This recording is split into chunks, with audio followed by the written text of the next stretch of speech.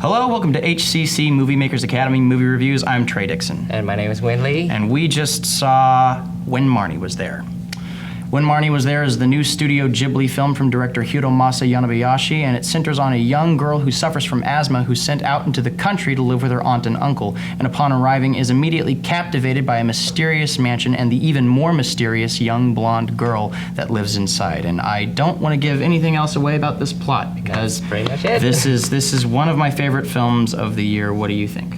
Well, I think it's not exactly one of my favorites of the year, but still, it's Studio Ghibli, so it's not as as good as their films like Spirited Away. Anything post Spirited Away from Studio Ghibli, I think it's a little bit weak, but maybe that's just me. See, I don't agree with that. Okay. I think that there's something special in each and every one of their films. They all manage to capture this beautiful realism. While I will always respect the big Studio Ghibli epics, particularly Princess Mononoke, probably being my favorite. I think I've said that before. Yep. Along with Spirited Away and Nazca of the Valley of the Wind. I will probably remember Studio Ghibli more as a whole for their smaller, more quaint films. Movies like Kiki's Delivery Service or Whisper of the Heart or Pompoko, maybe even, From Up on Poppy Hill. Right. They all feel like some sort of story that you would hear in passing. Something that you feel like you could put yourself in, whether it's in some enchanted forest or in some desolate wasteland where ohms are running around, or if it's just in some suburb where a girl's trying to learn how to write. It all feels like something that you could see yourself in. So, correct me if I'm wrong, but it seems like you're saying that you like Studio Ghibli's reflective of life films rather than fantastical epics? I think they all do that. And whether the objective is to shed light on man encroaching upon nature and the subsequent corruption of nature, or if it's just about some kids growing up. I think that the films that they make are reflective in various ways. And this movie speaks a lot to everybody who had a hard time growing up. I think we've all been in a place where we've asked or screamed to the sky or whoever's listening, give me one thing to hold on to. Give me that one thing that won't betray me. And being disappointed and jaded by the world around you and not feeling like you belong, this is where this movie speaks to that part of us. And I love this film for that. Right, so the friendship is always a big motif in... Yeah, it's a big motif for them. This film has a pretty standard Studio Ghibli similarity where it centers around a young girl who's moving into a new place. But that's people might consider that a criticism, but that's really like a good point in someone's life. No, it's actually good. It's pretty much a fish out of water thing, so that the story can go along. Because people, like when you're young and you're in a new place, you're filled with anxiety and you don't know necessarily what's going to happen, and it's stressful. And that's really a good place to throw your characters in, and this movie does that well as well. You said that it wasn't. What is it about this film that irks you? Well, to me, it's like it's just like Hiromasa Yonebayashi's previous film, Secret World of Arrietty. Yeah. This is When Marnie Was There is too sweet, too tender for its own good. It's too saccharine in terms of delivering its relatable message. So I think the most saccharine of their films would probably be The Cat Returns. Cat Returns? The Cat Returns, probably a little bit. Because I was sort of like Anna's character when I was growing up. Right. When I was watching this film, I found a lot of what she was going through brutal.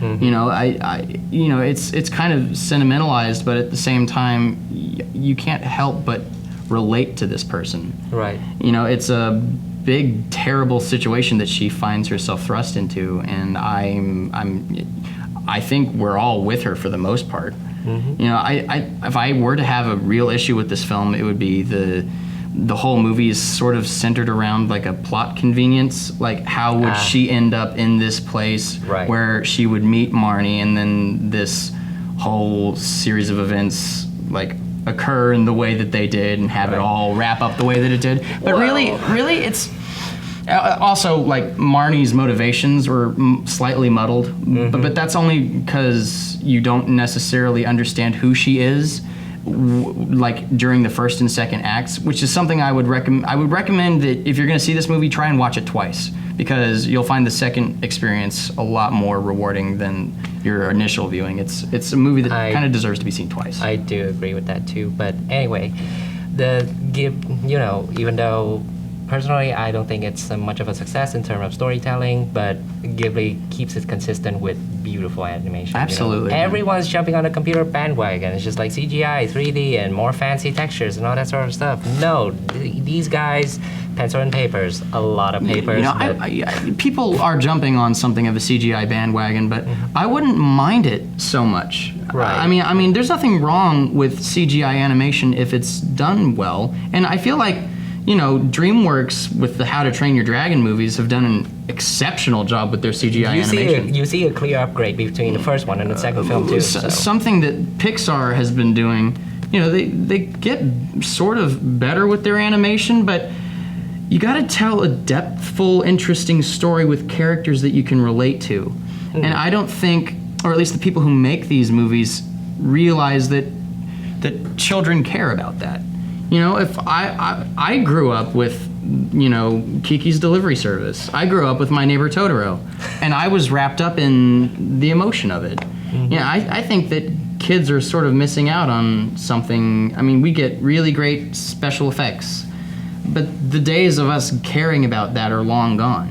Yeah, and that's also interesting because it's also raised the the difference to me. The difference between Western animation and Eastern animation is that Eastern animation, no matter how strange it is, a big cat mouse-ish tailor and a cat bus or a witch that delivers stuff. Delivers bread to people? Exactly. No matter how strange it is, Studio Ghibli's films are always relatable. Yeah, it's a place where you can exist if you close your eyes.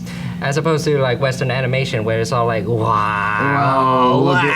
Look at Baymax flying around with his little. I hate Big Hero 6. Yeah. I hate Frozen. I mean, it's those movies have their place, but the bottom line is you don't believe in some of these animated movies that come out. It's I know it's like it's not a widely held opinion. No, but I'm okay with Big Hero 6. It could have been less cliche, but try and tell that to the Academy. The Academy Council. The Academy refused Princess Kaguya. I know. I almost went. Don't tell me about the Academy. Yeah, I almost went on a riot when it doesn't win, but anyway, come on. This is unrelated. The point is, I found this movie infinitely relatable. It's something that kind of comes with the territory with your standard Studio Ghibli fare. People know how to write a good story when it comes to what it is they make, and I feel like we're kind of missing out something here in America, and that's why I like to reflect on Studio Ghibli, and I know that we've been doing that a lot during this review, but it's just we're going to be missing something when they're gone.